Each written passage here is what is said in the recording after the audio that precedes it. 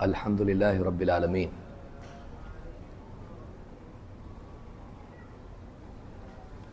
وبہ نستعین واشہد ان لا الہ الا اللہ وحدہ لا شریک لہ واشہد ان محمدا عبدہ ورسولہ خاتم النبیین صلی اللہ علیہ وعلی آلہ وصحبہ اجمعین، اما بعد۔ پچھلی مجلس میں ہم نے دیکھا کہ امام البخاری رحمہ اللہ نے باب قائم کیا، باب الغنی غنی النفس۔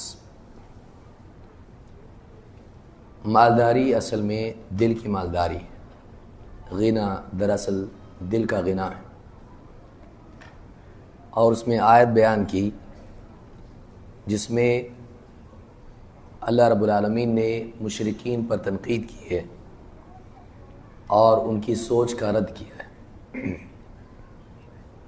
مشرکین یہ سمجھتے تھے کہ دنیا میں اللہ تعالیٰ نے ان کو مال و دولت اور اسباب سے نوازا ہے، تو اس بات کی علامت ہے کہ اللہ ان سے راضی ہے۔ تو مال کا ملنا اللہ کی رضا کی دلیل نہیں ہے، محض مال کا مل جانا اس بات کی دلیل نہیں ہے کہ اللہ اس سے خوش ہے۔ اس تعلق سے نبی کریم صلی اللہ علیہ وسلم کی ایک حدیث بھی ہمارے سامنے ہے۔ عقبہ ابن عامر رضی اللہ تعالیٰ عنہ کہتے ہیں، اللہ کے نبی صلی اللہ علیہ وسلم نے فرمایا، اذا رأيت الله يعطي العبد من الدنيا على معاصيه ما يحب فإنما هو استدراج۔ اگر تو دیکھے کہ اللہ تعالیٰ بندے کو اس کے گناہوں کے باوجود دنیا میں عطا پر عطا کرتا چلا جا رہا ہے، بندہ گناہ گار ہے، گناہوں میں پڑا ہوا ہے، لیکن پھر بھی اللہ تعالیٰ اس کو دنیا میں عطا کرتا ہے، اگر یہ دکھائی دے فَإِنَّمَا هُوَ اسْتِدْرَاجٌ، تو اچھی طرح جان لے کہ یہ اللہ کی طرف سے دی ہوئی ڈھیل ہے، یہ استدراج ہے۔ ثم تلا رسول اللہ صلی اللہ علیہ وسلم، پھر آپ نے آیت پڑھی، فَلَمَّا نَسُوا مَا ذُكِّرُوا بِهِ فَتَحْنَا عَلَيْهِمْ أَبْوَابَ كُلِّ شَيْءٍ، جب اللہ کی طرف سے انہیں جو نصیحت کی گئی تھی نبیوں کے واسطے سے، جب انہوں نے اس نصیحت کو پس پش ڈال دیا، نظر انداز کر دیا، فتحنا علیہم ابواب کل شیء، تو ہم نے ان پر نعمتوں کے ہر قسم کی نعمت کے دروازے کھول دیے۔ حتی اذا فرحوا بما اوتوا اخذناهم بغتة فاذا هم مبلسون، پھر جب ایسا وقت آیا کہ ان نعمتوں کو پا کر وہ ان نعمتوں پر ناز کرنے لگے، ان نعمتوں میں مگن ہو گئے، تو ہم نے اچانک ان کو پکڑ لیا، اپنی گرفت میں لے لیا سزا کے طور پر۔ فَإِذَا هُمْ مُبْلِسُونَ، تو وہ مایوس ہو کر رہ گئے۔ یہ سورۃ الانعام کی آیت ہے اور حدیث مسند احمد کی ہے۔ اس حدیث میں اللہ کے نبی صلی اللہ علیہ وسلم نے بتایا کہ اگر غلط زندگی کے باوجود اچھی چیزیں مل رہی ہوں، چاہتے پوری ہو رہی ہوں، مال و دولت کی فراوانی ہو، سکسیس دنیا میں دکھائی دے رہا ہو، تو یہ اس بات کی علامت نہیں کہ اللہ خوش ہے، اس بات کی علامت ہے کہ اب اچانک پکڑ آنے والی ہے۔ لہذا دنیا میں چیزوں کا ملنا اس بات کی علامت نہیں کہ اللہ راضی ہے، خصوصاً جب کہ انسان گناہوں کی زندگی جی رہا ہو۔ امام البخاری نے جو آیت ذکر کی ہے وہ اسی تناظر میں ہے کہ اصل چیز مال کا ملنا نہیں ہے، اصل یہ کہ آدمی زندگی کیسے جی رہا ہے، اور دنیا میں مال اللہ تعالیٰ اچھوں کو بھی دیتا ہے، بروں کو بھی۔ تو کسی کے مال کے ملنے سے وہ یہ نہ سمجھ لے کہ اللہ تعالیٰ کی رضا کی علامت ہے، بہت سارے مالدار اس گمان میں رہتے ہیں کہ ماشاءاللہ اللہ تعالیٰ ہم کو بہت کچھ دے رہا ہے، بلا شبہ اللہ ہی دے رہا ہے، لیکن اللہ تعالیٰ کا دینا دو طرح سے ہوتا ہے، ایک بطور رضا اور ایک بطور سزا۔ بعض اوقات دنیا میں اللہ تعالیٰ بندے سے راضی ہو کر اس کو نعمت عطا کرتا ہے، انبیاء، صالحین، جیسے آگے حدیث آئے گی، تو اللہ راضی ہو کر بھی عطا کرتا ہے۔ وَآتَيْنَاهُ فِي الدُّنْيَا حَسَنَةً، ابراہیم علیہ السلام کے بارے میں کہا ہم نے ان کو دنیا میں بھی بھلائی عطا کی، اور صحابہ کو اللہ تعالیٰ نے بعد کے دور میں فتوحات سے نوازا اور عطا کیا، تو اللہ تعالیٰ نیک لوگوں کو بھی عطا کرتا ہے، لیکن دینا صرف رضا کی علامت نہیں ہے۔ زندگی بتاتی ہے کہ آدمی اللہ کو راضی کرنے والی زندگی جی رہا ہے یا غلط، اور جو مل رہا ہے وہ بطور رضا ہے، بطور انعام ہے، یا بطور سزا ہے۔ کبھی اللہ تعالیٰ دنیا میں دیتا ہے اور آدمی کو غافل کر دیتا ہے، اور وہ توبہ کرنے کی بجائے اپنے اندر کی گندگی پوری باہر نکالتا ہے، کیونکہ انسان کے اندر بہت سارے غلط جذبات ہوتے ہیں، محض وہ جذبات دلیل نہیں بن سکتے اس کے خلاف، اس کے اعمال اس کے خلاف حجت بنتے ہیں۔ اللہ تعالیٰ وہ سارے اسباب اس کو دے دیتا ہے۔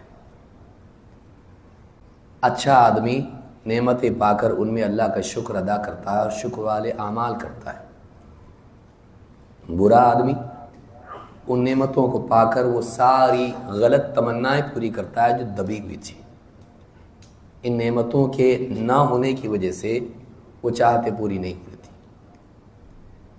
وہ سارے گناہوں کے، عیاشی کے راستے اس کے لیے کھل جاتے ہیں نعمت کے ملنے پر، اور وہ غلط جینے لگتا ہے اور اپنے عمل سے اپنے خلاف اتمام حجت خود کر لیتا ہے۔ تو اسی طرح سے اللہ کی سنت ہے کہ جب آدمی یا کوئی قوم اللہ کی آئی ہوئی نصیحت کو پس پش ڈال دیتی ہے، اس کو بھلاوے میں ڈال دیتی ہے، پھر اللہ نعمتوں کے دروازے کھول دیتا ہے۔ اس لیے بعض نیک لوگ ہمیشہ سوچتے رہتے ہیں کہ ہم کو نہیں دیا ان کو کیوں دیا، جبکہ اتنے فساق و فجار ہیں، اتنی غلط زندگی جی رہے ہیں۔ یہ اللہ کی طرف سے ان کے لیے ڈھیل ہوتی ہے، ایک وقت تک وہ اس کی لذت میں پڑے رہتے ہیں اور اپنے اندر کی ساری گندگی باہر نکال لاتے ہیں، پھر اللہ اچانک ان کو اس برے حال میں پکڑ لیتا ہے۔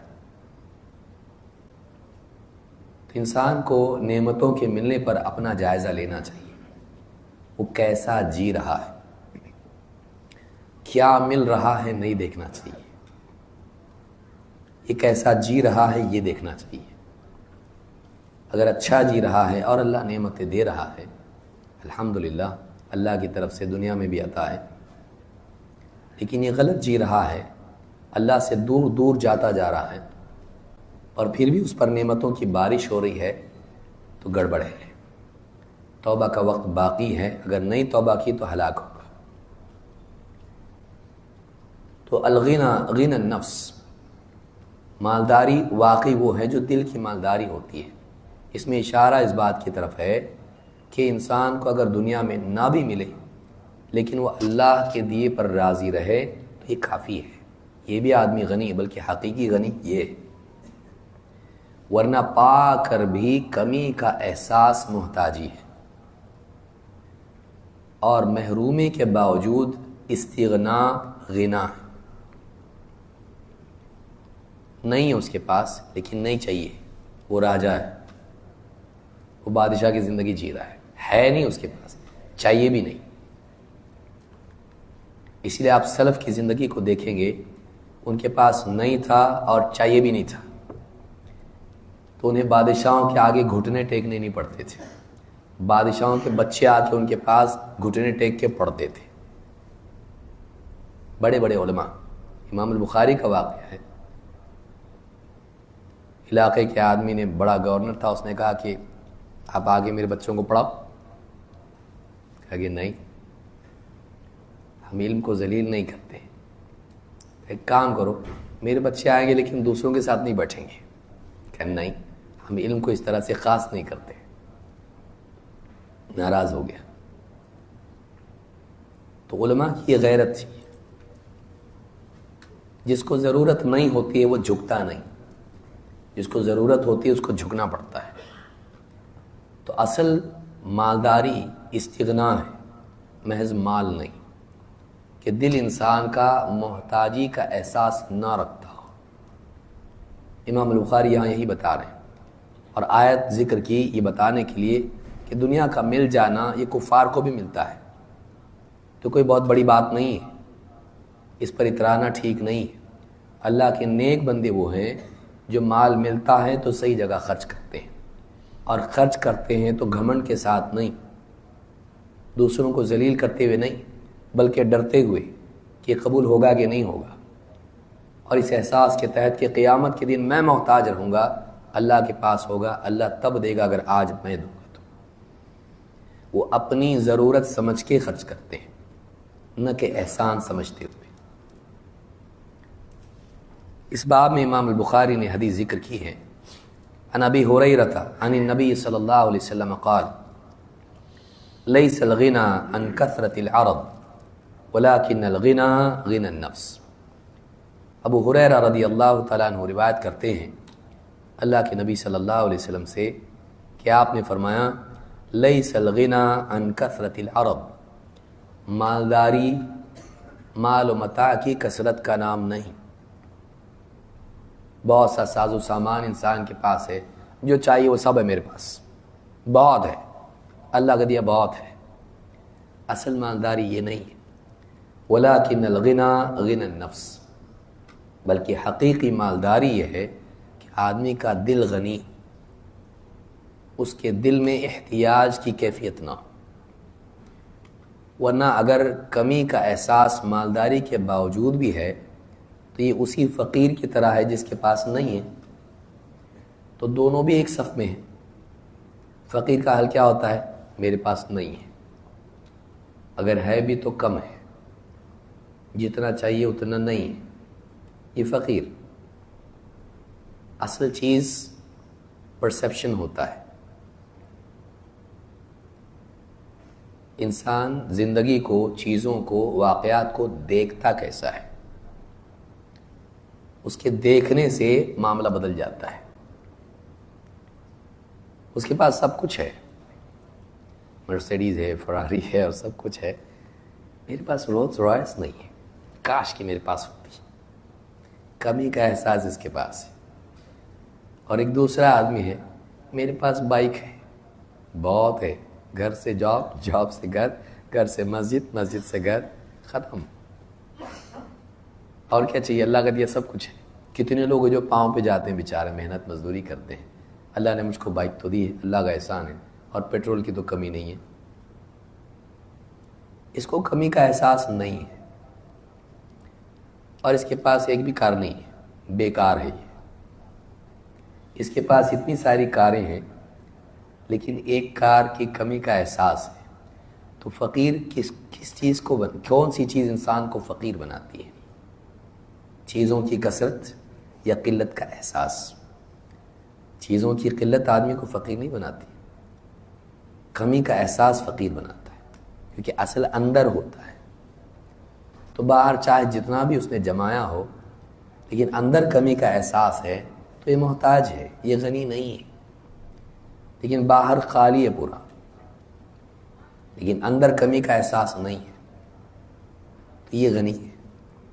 ایسے آدمی کو خریدا نہیں جا سکتا۔ محتاجی انسان کو بکواتی ہے۔ سیاستداں نہ جانے کتنے، آپ اس کی تفصیل میں بیان نہیں کروں گا، کیوں جھکتے ہیں، کیوں بکتے ہیں؟ مال، مقام، اور مقام کے راستے سے بھی مال ہی آتا ہے۔ بڑی پوزیشن ملتی ہے تو بڑے بڑے ٹینڈر پاس کرانے ہوتے ہیں، اور سارا اس میں سے پرسنٹیج ان کا ہوتا ہے۔ منتری سنتری سارے لوگ جتنے کو آپ دیکھیں گے، یہی ان کی زندگی میں ہوتا ہے۔ تو آدمی غلط راستہ چنتا ہے، جھکتا ہے، ذلیل ہوتا ہے۔ کیوں؟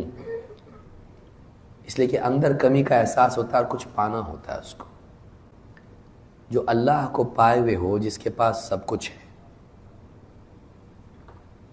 جو چاہے دے سکتا ہے، پیدا کر سکتا ہے، جو دریا میں سے راستہ بنا سکتا ہے، جو آگ کو ٹھنڈک اور سلامتی بنا سکتا ہے، جو